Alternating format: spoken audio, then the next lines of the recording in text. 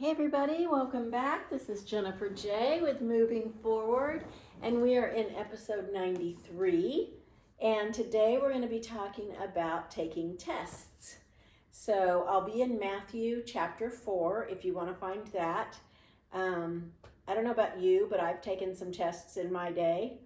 Back when I was in high school, I had a teacher for history. It was honors history, and it was Mr. Stewie. I think his name was Paul Stewie. Anyway, he would tell us that, we were going to have 20 questions, let's say, on the test. And then one of the questions was going to be an essay question. And he would give us 4 or 5 different topics, I think usually 4 different topics. And he would say, you'll get one of these topics. You don't know which one. Everybody gets a different test just at random. He passes them out so you can't look at your neighbor or whatever. So I would go home, you guys. I would write out, literally on a spiral notebook, I would write out an essay for all 4 questions. And then I would memorize them. And then it didn't matter which one I got. I didn't have to sweat it because I had it memorized. That was ridiculous. I did get an A in his class. But tests are hard and you have to pass them, right? So the good news is in the Bible, you don't have to pass the test. You get a do-over. You get a retake. The bad news is you have to keep retaking it until you pass it. So you have to keep retaking the same test over and over and over and over. So if you wonder why you're struggling maybe with a particular thing, it could be that you haven't passed the test yet. So you keep getting the same sort of situation put in front of you over and over and over because you haven't passed that test. I have one particular thing in my life that's happening with, and I'm working on it. But that's something to be aware of. So he talks about from Matthew chapter 4, we're in the New Testament. Remember, if you go halfway, you're in Psalm. And then if you go the other half, you should be in the New Testament. It'll probably bring you out around the book of John. Matthew is going to be just to the left of that. So Matthew is the first book of the New Testament. And in chapter 4 it says, and I have an old, let's see, I think this is a King James. Yeah, this is a King James version, so I'm sorry. I kind of mix it up because sometimes I kind of change the vowels to you and sometimes I don't, so it'll sound weird. But anyway, try to stay with me. Then was Jesus led up of the Spirit into the wilderness to be tempted of the devil. And tempted, in a lot of versions, that word is tested, translated tested.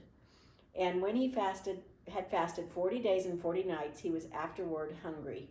And when the tempter came to him, he said, If you be the Son of God, command that these stones be made bread. But he answered and said, It is written, Man shall not live by bread alone, but by every word that proceeds out of the mouth of God.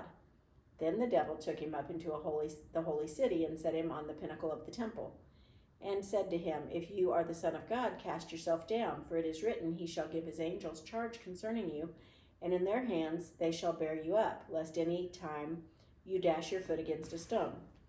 Jesus said unto him, It is written again, Thou shalt not tempt the Lord thy God. Again the devil took him up into an exceeding high mountain, and showed him all the kingdoms of the world, and the glory of them, and said unto him, All these things will I give you, if you will fall down and worship me. And then Jesus said to him, Get thee hence, Satan, for it is written, Thou shalt worship the Lord thy God, and him only shalt thou serve. And the devil left him, and behold, angels came and ministered unto him. So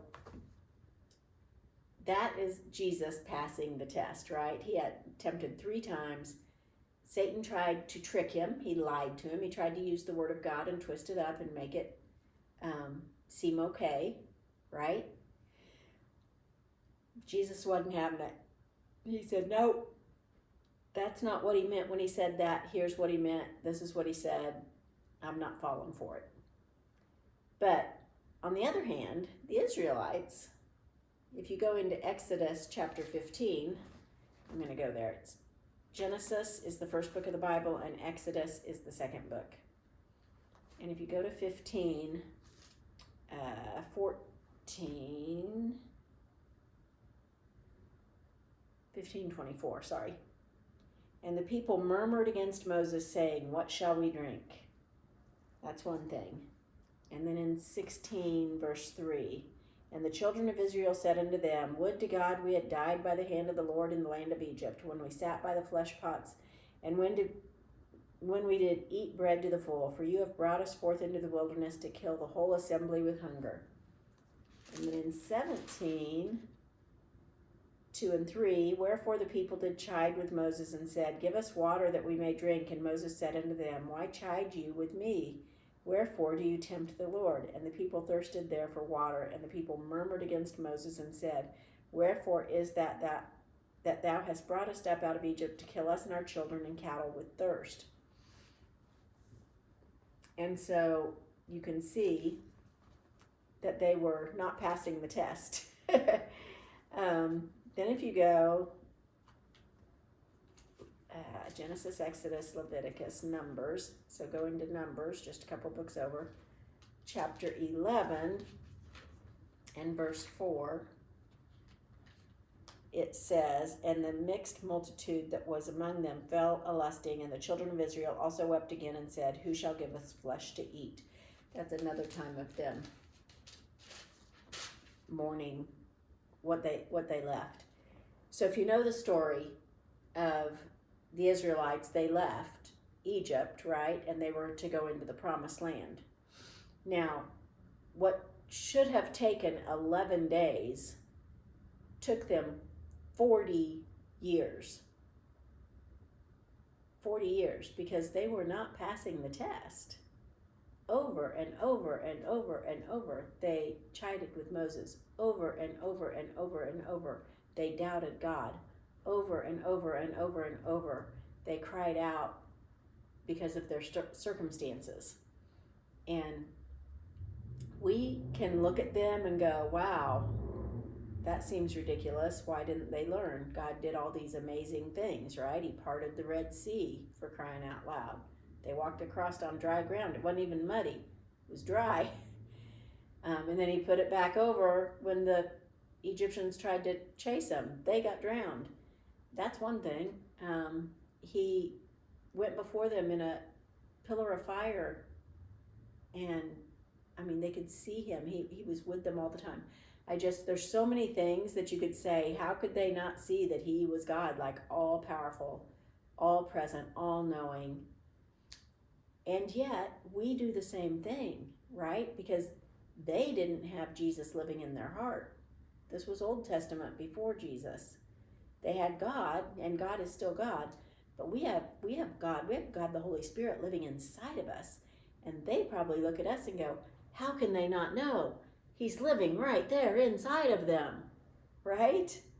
So I think we have to be really careful when we judge what they did, because we're doing the same thing and we're getting the same test. I know I am, so I know you are too, with something over and over and over and over again, because we haven't passed it. So just know that we are strong when we are weak. We're strong because of him. He makes us strong.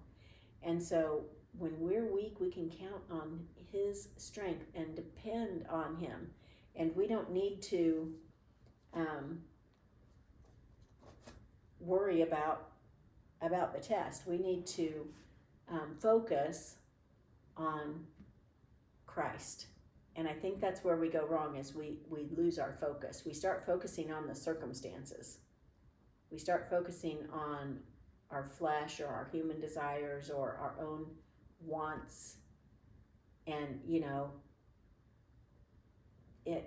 I'm trying to think of a good example right now, but let's say you wanted, for the Super Bowl, this was Super Bowl time, right? January 1st, almost Super Bowl. And all the television sets go on sale, right? Because they want people to come buy the television sets, because everybody wants this great big screen TV for the Super Bowl. But if you have a problem with your finances, going and buying a big screen TV probably isn't the smartest thing to do, even though they might have, a credit card you could get or whatever. But if the thing you're struggling with is your finances, then you have to be careful, because those tests are going to come and they seem so desirable, 0 interest for 12 months and yada, yada, yada. But if we're having trouble paying the bills we have, should we really look at doing something else, even if it's a really good deal, right? So that's the only example I could think of really fast, because I'm sitting here looking and my TV's behind me. So